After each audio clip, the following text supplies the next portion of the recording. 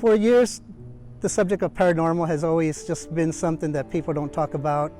It's always been associated with demons and ghosts and maybe even witchcraft, and we're trying to just educate that it's more than that. It's a lot of family members. It's a lot of history that goes into the research.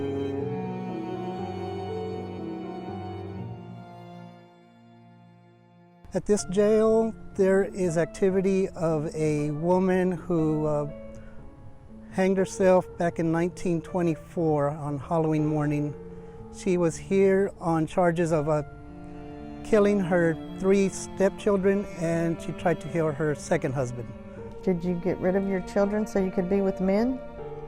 And they brought her here, waited a trial.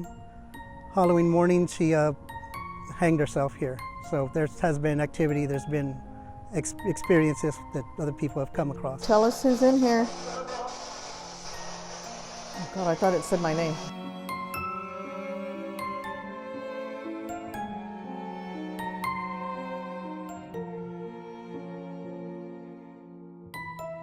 Well, you know, so many people are extremely frightened. I think they've seen too many scary movies. And, you know, anytime you have something out of the ordinary, say a cabinet opens by itself, that's scary. We kind of joked about it a little bit, and when people moved in, we kind of joked about it. It's like, haha, that's the cursed unit. You know, it was a joke. It's not a joke now, but it was then. He was like 6 or 7 tenants in less than 4 years. I think it was 3.5 years. And people would move in, everything would be fine. And then it's like their worst characteristic of who they were would come out. And it was like unbearable, and none of them finished their leases. They had to go, it was awful. You know, for the most part, the spirits that were there, they were people at one time. They had jobs, they had friends. You know, their attitude, if they were friendly in life, they were friendly back then. You know, and now you need to treat them as the people they were before. You can't go in provoking them and just starting. You know, it's just not going to work out at all.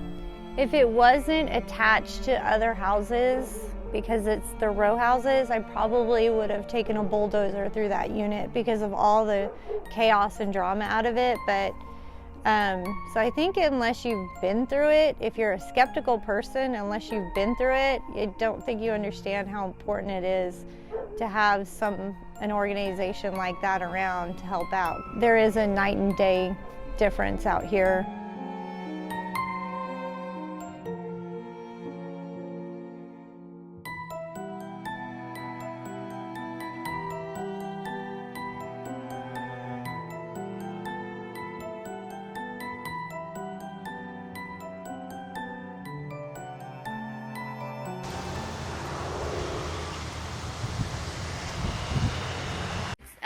Right now we're at the San Pedro Cemetery in San Marcos, right off Posey Road. By the outlet malls, behind the outlet mall. And right now it feels beautiful out here. It's not hot, it's nice, we have a nice breeze. We actually heard a baby crying. That sounds...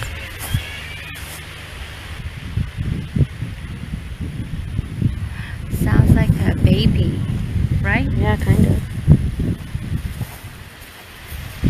We're picking up like a baby cry out here. It is also known as a crybaby cemetery.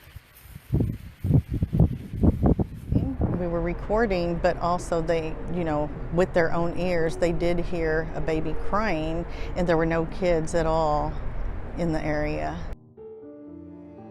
It's a very important part of my life, being in this group and helping people to not be afraid and to understand what these experiences are, and that you can deal with them.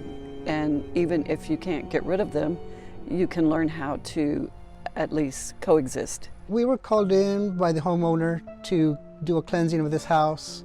The husband had passed away a few years ago, and the homeowner had moved away for a while. She came back home after the house was being empty for a while.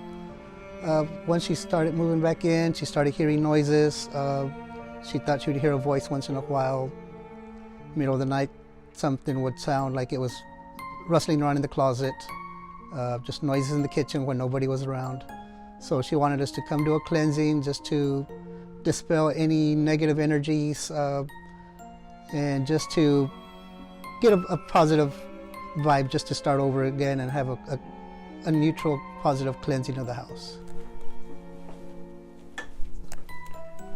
All negative energy must leave. You are not welcome here. Only light and love remain in this home. This family will have peace and love.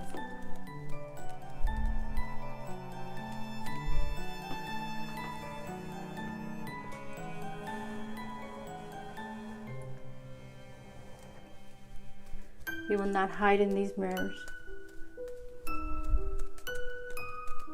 All negative energy must leave. Only light and love remain in this home. Mirrors seem to be a form of a portal that spirit comes in and out. So by cleansing the mirror, it seems to block any negative energy from entering. We always say an opening prayer and ask for protection. And I cleanse, when I cleanse, I use sage, which is a Native American plant that seems to affect spirit and does, push them away, so to speak. Another thing I do is I use a brass bell. In the name of the Father, and the Son, and the Holy Spirit. In the name of the Father, the Son, and the Holy Spirit. A bell gives off a vibration, and the vibration helps to lift the vibration of the atmosphere, and also helps an entity move away. We use holy water to spray throughout the house, and that seems to help as well. Anything that's a doorway that can go in and out from is where I'm going to place the salt. We're hoping, once we do our investigations, we hope to help the clients, feel at ease and, just hope that we can answer all of their questions and help them, feel a little more comfortable in their home. I just am really proud to be a part of this group. We seem to be getting a lot more exposure and people are starting to trust us more. So I hope that will help, keep us going and get the public more involved and feel like they do have options.